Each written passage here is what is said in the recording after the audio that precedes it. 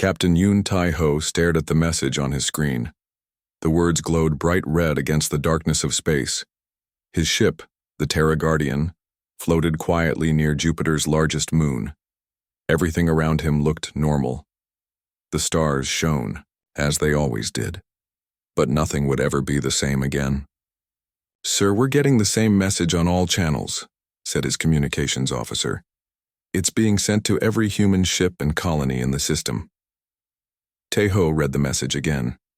The alien words had been translated by their computers, but the meaning was clear and cold. The Galactic Council demanded Earth's immediate surrender. They gave humanity 72 hours to give up all weapons and accept alien rule. If humans refused, the aliens would destroy every human world. "Have you confirmed this is real?" Tai-ho asked. "Yes, sir. The signal came from outside our solar system. The encryption matches alien technology we've seen before. This is not a joke or a test." Tai-ho closed his eyes for a moment. For 20 years he had served in Earth's defense force. They had always known this day might come. The aliens had visited Earth twice before, but only to study humans like scientists studying insects. They had seemed uninterested in conquest then. That had changed. His screen chimed with an incoming call. Admiral Park Soo-jin's face appeared. She looked tired but determined. Behind her, Tai-ho could see the busy command center of Earth Defense Headquarters. "Captain, report to Earth immediately," she said. "Bring your fastest ship. We have an emergency meeting in 6 hours." "Yes, ma'am. What about the patrol?" "Leave it. Every ship is being recalled. This is not a drill." The call ended. Tai-ho turned to his crew. These men and women had served with him for years. They trusted him to keep them safe. Now he had to tell them that the entire human race was in danger. "All hands. This is the captain," he announced over the ship's speakers. "We're returning to Earth immediately. Prepare for maximum speed." The journey to Earth took 4 hours. Tai-ho spent the time reading every report about alien technology that Earth's intelligence services had gathered. The numbers were not good. The aliens had ships that could destroy planets. They had energy shields that could stop any human weapon. They had ruled the galaxy for thousands of years. But humans had always been good at surviving impossible situations. Earth Defense Headquarters was underground, built deep beneath the mountains of South Korea. When Tai-ho arrived, he found hundreds of other officers gathering in the main conference room. Everyone looked worried. Some looked scared. But no one looked ready to give up. Admiral Park Soo-jin stood at the front of the room. She was a small woman, but everyone respected her intelligence and courage. She had fought in 3 wars and never lost a battle. "Ladies and gentlemen," she began, "you all know why we're here. The Galactic Council has given us an ultimatum. They want us to surrender without a fight. They think we're weak and primitive. They think we'll beg for mercy like other species have done." She paused and looked around the room. "They're wrong." A murmur went through the crowd. Some officers looked confused. How could Earth fight an entire galaxy? 5 years ago, the Admiral continued, our scientists made a breakthrough. Dr. Kim, Min-woo and his team solved one of the universe's greatest mysteries. They learned how to control dark matter. Dr. Kim Min-woo stood up. He was a quiet man who rarely spoke in meetings. But when he did speak, everyone listened. He was the smartest person most of them had ever met. "Dark matter makes up most of the universe," he explained. "But normal matter can't see it or touch it. We learned how to change that. We learned how to build ships from dark matter. Ships that are invisible to any sensor the aliens have." Tai-ho felt his heart begin to race. Invisible ships? Was this possible? "For 3 years," Dr. Kim continued, "we've been testing our technology. We have 48 warships hidden throughout the solar system. The aliens don't know they exist. When their fleet arrives, they'll find what they think is a defenseless world. They'll be very surprised." The Admiral smiled.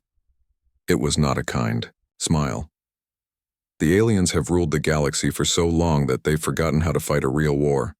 They're used to enemies they can see coming. They've never fought ghosts. She activated a large screen behind her. It showed a map of the solar system. Dozens of red dots appeared, marking the locations of the hidden fleet.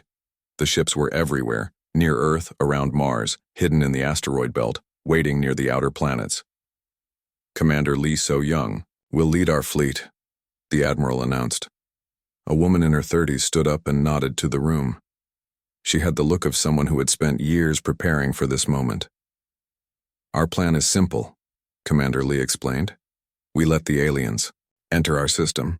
We let them think they're in control, then we show them what humans do to bullies. Tejo raised his hand. Ma'am, what about casualties? If we fight, people will die. If we surrender, everyone will die, the Admiral replied. The aliens don't want to rule us. They want to remove us. They see humans as a threat to their perfect order. We're too unpredictable, too violent, too dangerous to let live. The room fell silent. Everyone understood now. This wasn't about conquest. This was about survival. We have one advantage, Dr. Kim added. The aliens think they know everything about physics, but dark matter follows different rules. Our weapons can hit targets that their shields can't protect. Our ships can hide in places they can't search. We're fighting with science they don't. Understand? Admiral Park looked around the room one final time. In 68 hours, the alien fleet will arrive. They expect to find scared primitives begging for mercy. Instead, they'll find humans doing what we do best, fighting for our freedom. She straightened her uniform. Return to your ships. Prepare your crews. In 3 days, the galaxy will learn that Earth's children don't surrender quietly. As the meeting ended, Tejo felt something he hadn't expected. Hope. The odds were still terrible. The aliens still had more ships and more weapons, but humans had something the aliens didn't expect. The ability to become invisible. The galaxy was about to learn a hard lesson about underestimating humanity. Walking back to his ship, Tejo looked up at the stars. Somewhere out there. Alien. Fleets were heading toward Earth. They thought they were hunting sheep. They were about to discover they were hunting wolves. Admiral Zethvor had conquered 47 worlds. His crystal fleet had never lost a battle.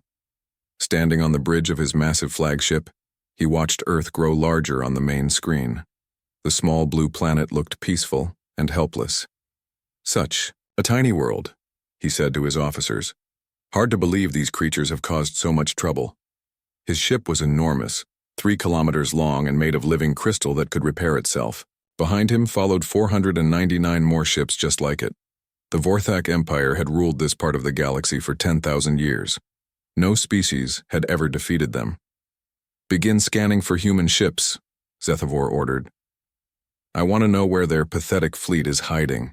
Captain Han Ji-woo watched the alien ships approach from his position aboard the Shadow's Edge. His ship floated just 10 kilometers away from the alien flagship. The massive crystal vessel looked like a mountain of sharp edges and glowing lights, but its sensors couldn't see him. They're beautiful ships, whispered his weapons officer. Shame we have to destroy them. Han Ji-woo smiled. The dark matter hull around his ship bent light and energy in ways that made them completely invisible. The aliens' sensors swept right through them without detecting anything. It was like being a ghost watching the living world. Sir, I'm picking up their communications, reported Lieutenant Cho Min-ji from her station. They're confused. Their sensors show no human military ships anywhere in the system. What about civilian traffic? Han Ji-woo asked. Some cargo ships near Earth and Mars. Nothing that looks like a threat to them. On the alien flagship, Zethvor was having the same conversation with his own officers. His tactical display showed a few small human ships carrying supplies between planets. Where was Earth's defense fleet? Perhaps they fled when they received our message, suggested his second-in-command. Or perhaps they never had much of a fleet to begin with, Zethvor replied. These humans are supposed to be primitive. Maybe their space navy was just a few cargo ships with weapons attached. The alien fleet moved into attack formation around Earth. Each ship charged its main weapons, massive energy cannons that could crack a planet's crust. They had used these weapons to destroy the homeworlds of a dozen species. Sir, called Zethvor's sensor officer. I'm detecting some unusual gravitational readings throughout the system. Nothing major, just small distortions. Probably caused by their primitive engines, Zethvor said without interest. Humans still use fusion drives. Very messy technology. What he didn't know was that those gravitational distortions marked the locations of 48 human warships. Each ship's dark matter hull created a tiny gravitational shadow, too small for the aliens to recognize as artificial. Commander Ryu Jae-sung positioned his ship, the Void Hunter, directly beneath the alien flagship. His orders were simple. Wait for the signal, then destroy the enemy command ship as quickly as possible. Around the system, 47 other captains waited for the same signal. Target locked, his weapons officer reported. Dark matter torpedoes ready. Hold position, Ryu Jae-sung ordered. Let them make the first move. On Earth, Admiral Park Soo-jin watched the alien fleet through long-range telescopes. The crystal ships hung in space like deadly jewelry. Each one carried enough firepower to destroy a city. But they had made a crucial mistake. They thought the battle was already won. Commander Lee, are all ships in position? She asked. Yes, ma'am, came the reply from orbit. All captains report ready. Then let's show these aliens what happens when they threaten Earth. Admiral HFY was growing impatient. His ships had been in position for an hour, and still no human fleet had appeared to challenge them. Where was the desperate last stand? Where were the brave speeches and hopeless charges that other species had tried? Open a channel to the planet, he ordered. Let's end this. His image appeared on screens across Earth.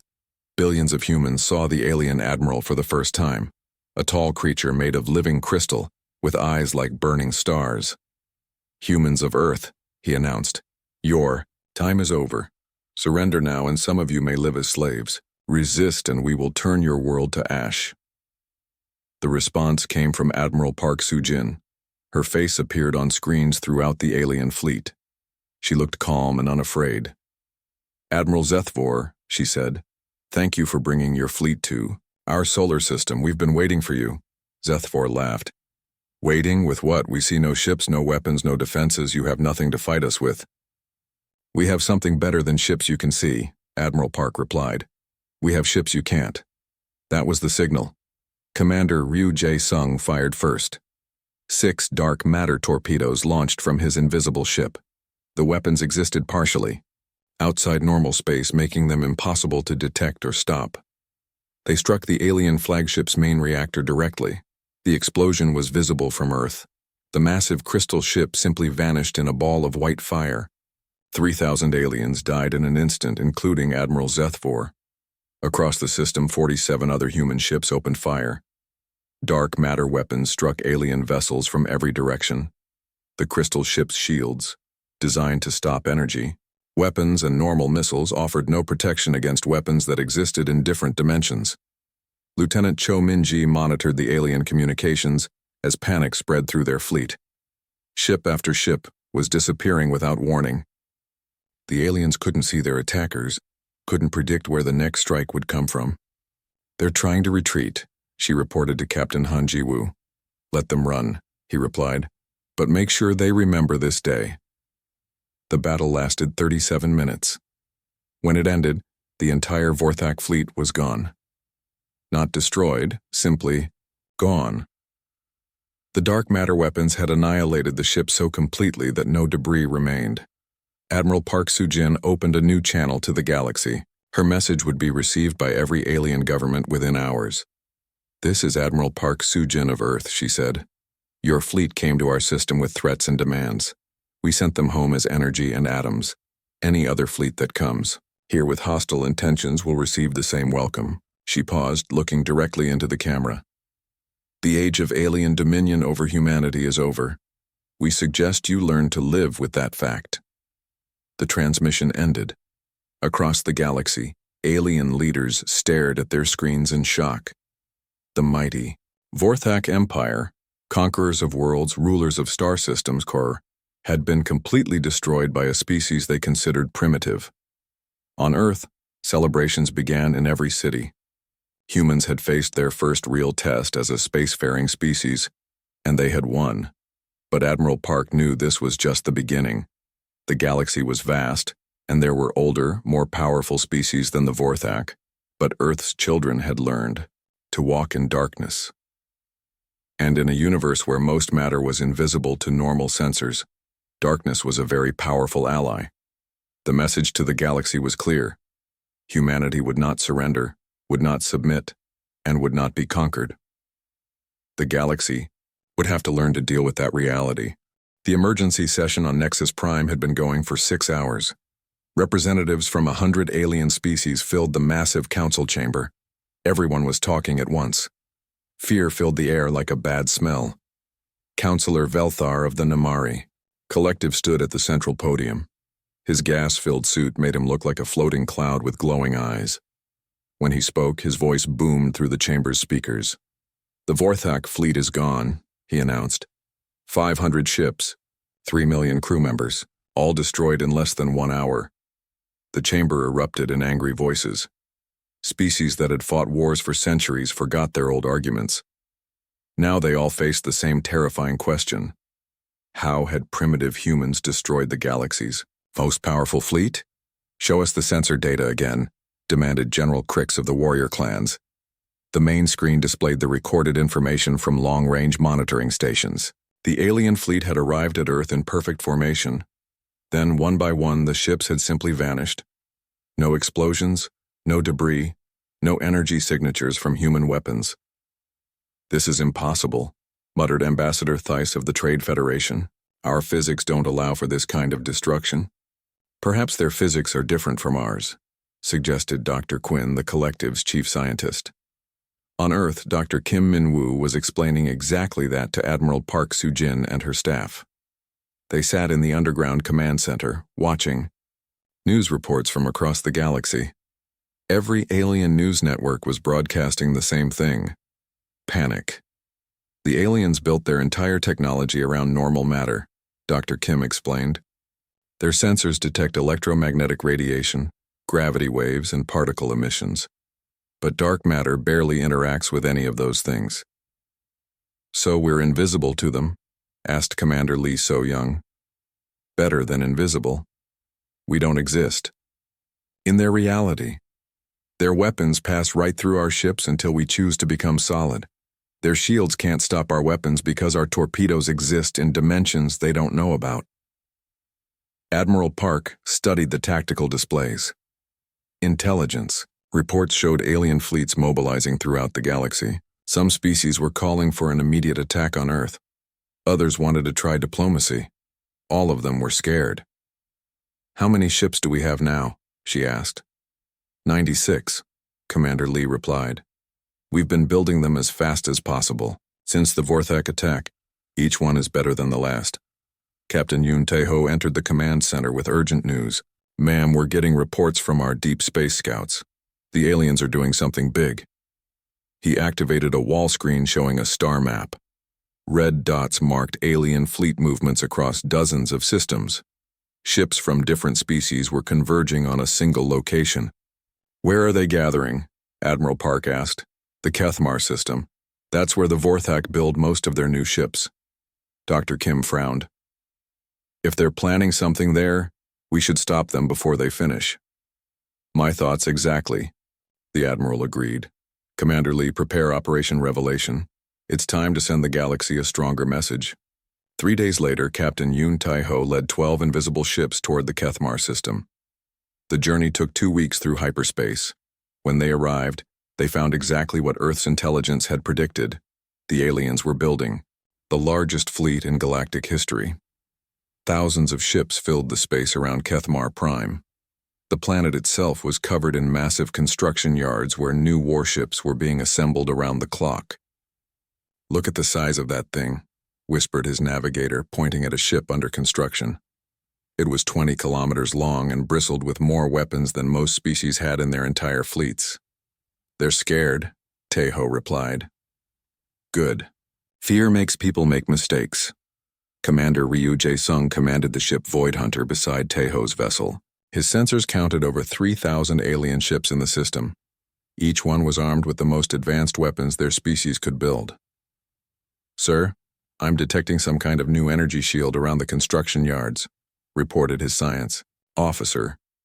"It's not like anything we've seen before." Tae-ho studied the data. The aliens had created a massive energy barrier around their shipyards. It pulsed with strange colors and seemed to bend space around itself.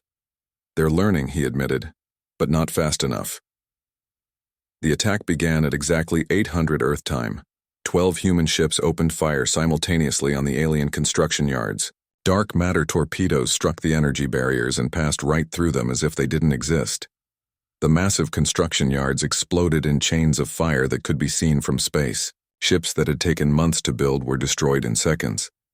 The aliens' new superweapons vanished in balls of plasma before they could be completed. Lieutenant Cho Min-ji monitored alien communications from her position aboard the Phantom's blade. The radio traffic was chaos. Fleet commanders screamed orders while their ships tried to find enemies they couldn't see. "They're firing at random coordinates," she reported. "Some of them are hitting their own ships." The battle lasted 17 minutes. When it ended, the entire Kethmar system was littered with wreckage. Centuries of Vorthak's shipbuilding capability had been erased in less time than it took to eat breakfast. Captain Yoon Tae-ho opened a communication channel that would broadcast to every ship in the system. His message was simple but clear. "This is Captain Yoon Tae-ho of the Earth Defense Force. You came here to build weapons to use against humanity. We have destroyed those weapons and the facilities that made them. Any species that continues to threaten Earth will receive the same treatment." He paused, watching alien ships flee the system in panic. "Earth remembers your ultimatum," he continued. "Consider this our response." The transmission ended. Within hours, the news had spread across the galaxy. The aliens' greatest construction facility had been completely destroyed by an enemy they couldn't see, fight, or understand. On Nexus Prime, the Galactic Council held another emergency session. This time, the tone was different. Instead of anger, there was fear. Instead of demands for war, there were quiet suggestions of surrender. "Perhaps we should try to negotiate," suggested Ambassador Thiss. "Negotiate with whom?" demanded General Crix. "We don't even know where their ships are." Back on Earth, Admiral Park watched the alien news broadcasts with satisfaction. The galaxy's ancient powers were starting to understand that the rules had changed. For 10,000 years they had been the hunters. Now they were learning what it felt like to be prey. "What's our next target?" asked Commander Lee. "Let's give them time to think," the Admiral replied. "Sometimes the fear of attack is more powerful than the attack itself." Dr. Kim Min-woo was already working on improvements to their technology. Each battle taught them more about how to use dark matter as a weapon. Soon, they would have ships that could appear and disappear at will, weapons that could strike targets across multiple dimensions. The galaxy was vast and full of enemies, but Earth's children had learned to walk between the stars like ghosts. In a universe where most matter was invisible, being able to control that invisible matter was the ultimate advantage. The aliens were beginning to understand a simple truth. When you can't see your enemy, you can't win the war. And humanity was just getting started. The ancient chamber on Eternal Vigil had not been used for 5,000 years. Deep beneath the fortress world's surface, beings older than most stars gathered around a table made of crystallized time. These were the Dominion, the galaxy's first rulers, the ones who had shaped reality itself when the universe was young. Supreme Arbiter Kalneth stood at the head of the table. His body was more energy than matter now, held together by willpower and ancient technology. When he spoke, space itself seemed to listen. "The humans have become a problem," he said. His voice carried the weight of millions of years. "They use forces we gave up long ago. Dark matter was abandoned because it was too dangerous, too unpredictable." Around the table, other ancient beings nodded. They had ruled the galaxy since before planets formed. They had seen species rise and fall like waves on a beach. But never had they seen anything like humanity's rapid mastery of dark matter technology. "The young races panic," said Executor Vashuti, her form shifting between solid and gas. "They call for war councils and emergency sessions. They do not understand what they face." "Perhaps it is time for the children to step aside," suggested War Master Jungdal. "Let the adults handle this situation." On Earth, Admiral Park Soo-jin received the worst news of the war. Captain Han Ji-woo's voice came through the communication system, strained with grief and anger. "Admiral New Soul is gone." The words hit her like a physical blow. Explain. The colony was hit by some kind of weapon we've never seen before. The entire planet just stopped existing. There's a perfect sphere of empty space where 2 million people used to live. Dr. Kim Min-woo stared at the sensor data in disbelief. This is impossible. Matter cannot simply cease to exist. Unless someone rewrites the laws of physics in that region of space, Admiral Park said quietly. We always knew there were older powers in the galaxy. It seems they've decided to act. The attack on New Sol sent shockwaves through human space. For the first time since the war began, Earth's forces had faced a weapon they couldn't defend against. The aliens had found something that could hurt them. Commander Lee So-young called an emergency meeting of all ship captains, the holographic conference room filled with the faces of humanity's finest officers. Each one looked grim. We're dealing with something new, she explained. Intelligence reports suggest a group called the Dominion has emerged from hiding. They're the galaxy's original rulers, and they have technology that makes our dark matter ships look like toys. Captain Yoon Tai-ho raised his hand. What do we know about them? Very little. They're old, possibly millions of years old. They helped shape the fundamental laws of physics in this part of the universe. If anyone can find a way to hurt our dark matter technology, it's them. Lieutenant Cho Min-ji had spent days analyzing the attack on New Sol. I've studied the sensor data from the colony's destruction. The weapon didn't destroy the planet. It edited it out of reality. The space where New Sol existed now follows completely different physical laws. The implications were terrifying. If the Dominion could rewrite reality, they could potentially make dark matter detectable, or change the laws of physics so that human weapons stopped working. We need to strike first, declared Commander Ryu Jae-sung.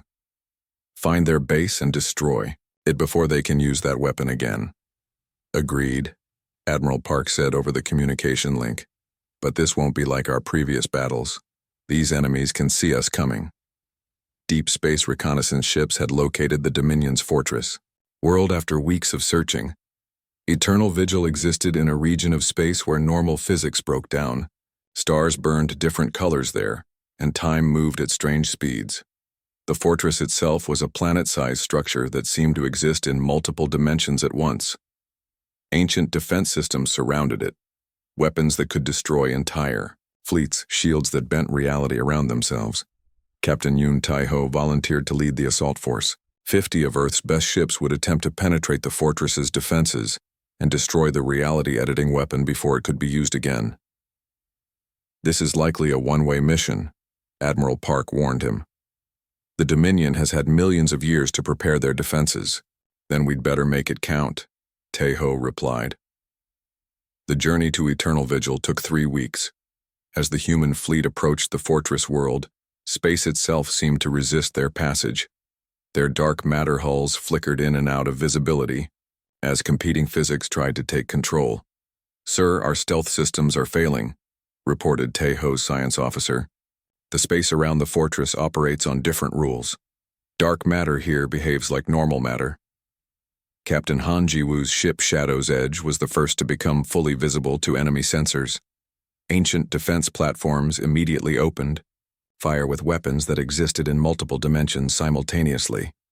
All ships attack formation, Tai-ho ordered. We're committed now. The battle for Eternal Vigil was unlike anything humanity had experienced. The fortress's weapons could strike targets across time, hitting ships before they fired their own weapons. Reality warped and shifted around the combatants as competing technologies tried to impose different sets of physical laws. Commander Ryu Jae-sung's ship, Void Hunter, took a direct hit from a temporal cannon. Half the ship aged 1,000 years, in an instant, crumbling to dust while the other half remained intact. We're losing ships faster than we can damage their defenses, reported Lieutenant Cho Min-ji. Our weapons are barely scratching them, but Captain Yoon Tai-ho had one advantage the Dominion hadn't expected: human stubbornness. While other species might have retreated when faced with impossible odds, humans just got angrier. All ships, ramming speed, he ordered. If we can't destroy them with weapons, we'll destroy them with momentum. The Terra Guardian accelerated directly toward the fortress's main weapon. The ancient defensive systems fired everything they had, but Taeho's ship kept coming. At the last second, he activated the ship's dark matter reactor overload. The explosion tore a hole in reality itself. The fortress's reality editing weapon was destroyed in a cascade of failing physics that took 3 Dominion ships with it. Taeho's sacrifice gave the remaining human ships the opening they needed. They poured through the gap in the fortress's defenses, striking at the ancient installation's core systems. When the battle ended, Eternal Vigil was a dying world. Its reality manipulation engines were destroyed. The Dominion's most powerful weapon was gone. But the cost had been terrible. 30 human ships were lost, including some of Earth's best captains. The galaxy's ancient rulers had been hurt, but they were far from defeated. Admiral Park received the news with mixed emotions. They had prevented another attack like the one on New Sol, but the war was far from over. The Dominion will strike back, Dr. Kim warned. They have other weapons, other fortress worlds, and now they know we can hurt them. Good, the Admiral replied. Let them be afraid for a change. Earth's children don't surrender, and we don't back down from bullies, no matter how old they are. The message to the galaxy was clear. Humanity would fight against any threat, no matter how ancient or powerful. The Dominion had started this escalation by destroying New Sol. Now they would learn what happened when you made humans angry. The war for the galaxy's future had truly begun. On one side stood the ancient powers who had ruled for millions of years. On the other stood a young species that refused to accept that the universe had already been divided up by its elders. Between them lay the question that would determine the fate of every world. Could ancient power defeat human determination? The galaxy was about to find out. The data archive on Eternal Vigil contained secrets that made Dr. Kim Min-woo's hands shake as he read them. Deep in the fortress world's dying computer systems, Lieutenant Cho Min-ji had found something that changed everything they thought they knew about the war. "Admiral, you need to see this immediately," she transmitted to Earth Command. Admiral Park Soo-jin studied the holographic display with growing alarm. The information showed detailed plans for something called the Universal Reset Protocol. According to the files, this weapon could undo time itself, rewriting history so that humans never developed dark matter technology. "How is this possible?" she asked Dr. Kim. "The Dominion built reality manipulation engines when the galaxy was young," he explained. "They can change the fundamental laws of physics in large regions of space. If they activate this protocol, it won't just destroy our technology. It will make it so we never invented it in the first place." The implications were staggering. Not only would humanity lose its technological advantage, but the human race might never evolve to discover dark matter manipulation again. They would be trapped forever as a primitive species. "Where is this weapon located?" Admiral Park demanded. Lieutenant Cho Min-ji pulled up another set of files. The Nexus Void, a region of space where the galaxy's first civilization built their most advanced installations. It's protected by defenses that make Eternal Vigil look like a child's toy. Commander Lee So-young stood beside the Admiral, studying the tactical data. The area is filled with spatial anomalies and temporal distortions. Even our dark matter ships would be partially visible there. "How long before they can activate this protocol?" asked the Admiral. Dr. Kim checked the technical specifications. Based on these readings, they need at least 6 days to charge the system. But once it's active, the effect would be instantaneous across the entire galaxy. Admiral Park made the hardest decision of her life. "We attack immediately, every ship we have." "Ma'am," Commander Lee protested, "we'll be going in nearly blind. Our stealth advantage will be limited in that region. It's suicide. If we don't try, the human race ceases to exist," the Admiral replied. "I'll take suicide over extinction any day." Within hours, every available human ship was racing toward the Nexus Void.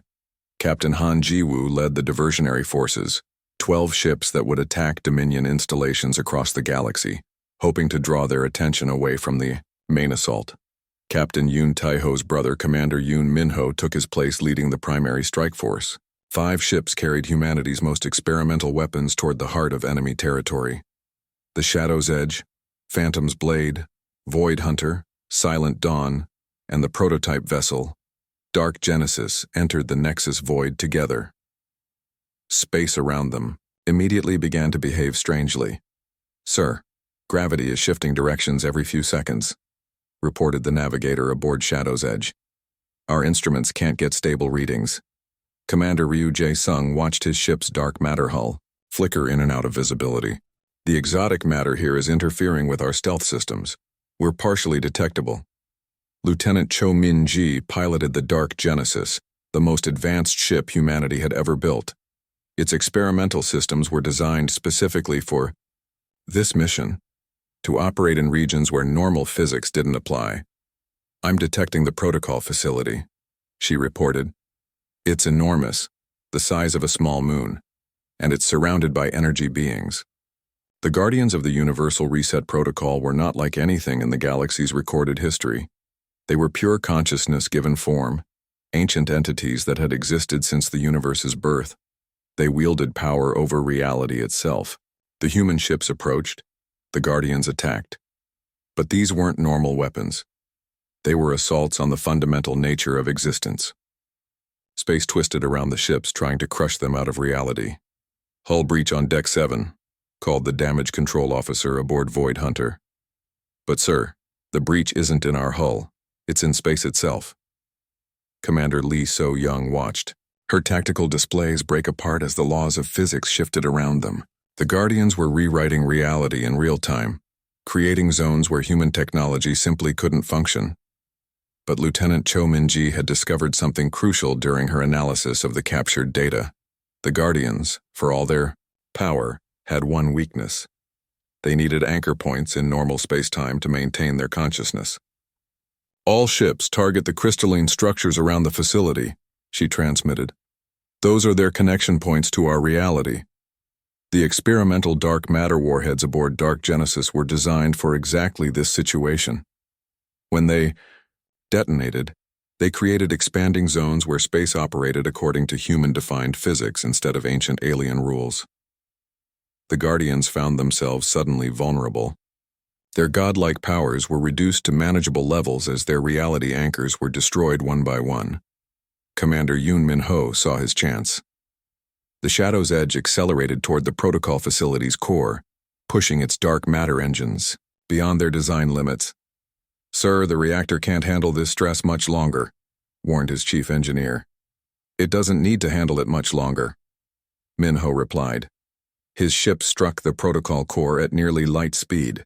The resulting explosion created a cascade failure that would prevent the universal reset from ever being activated again. But the cost was the complete destruction of the Shadow's Edge and everyone aboard. The remaining human ships fought their way clear of the collapsing facility. Behind them, the Nexus Void burned with fires that existed in multiple dimensions simultaneously. "Protocol facility destroyed," Lieutenant Cho Min-ji reported to Earth Command. "The universal reset can never be used again." But even as she spoke, she knew the real war was just beginning. The Dominion had other weapons, other ancient powers they could unleash. Humanity had won this battle, but at a terrible cost. Dr. Kim Min-woo analyzed the data they had recovered from both Eternal Vigil and the Nexus Void. What he found was both terrifying and encouraging. "The Dominion is powerful," he reported to Admiral Park, "but they're not invincible. Their technology is based on controlling fundamental forces. Our dark matter manipulation gives us access to forces they don't fully understand." "What are you saying?" the Admiral asked. "I'm saying we can beat them, but we need to think bigger. Dark matter isn't just invisible matter. It's a gateway to controlling the structure of space-time itself." As Earth's remaining ships returned home, they carried with them the knowledge needed to revolutionize human technology once again. The war with the Dominion had cost them dearly, but it had also taught them that even ancient gods could bleed. Admiral Park stood in the command center, watching reports come in from across human space. The diversionary attacks had succeeded. Several Dominion outposts had been destroyed while their attention was focused on defending the protocol facility. "Ma'am," Commander Lee reported, "we're receiving surrender requests from 17 alien species. They want to join our side." The Admiral smiled grimly. Fear was a powerful motivator. The galaxy's younger species were beginning to understand that humanity offered them something the ancient powers never had: hope for a future where they wouldn't live in fear of their elders. "Accept their surrenders," she ordered. "But make it clear, we're not conquerors. We're liberators. The age of ancient domination is ending." Outside Earth, surviving dark matter ships prepared for the final phase of the war. They had learned to fight gods and win. Now they would learn to replace them. The galaxy was about to discover what happened when humanity stopped being the underdog and started being the power that others looked to for protection. The revolution was just beginning.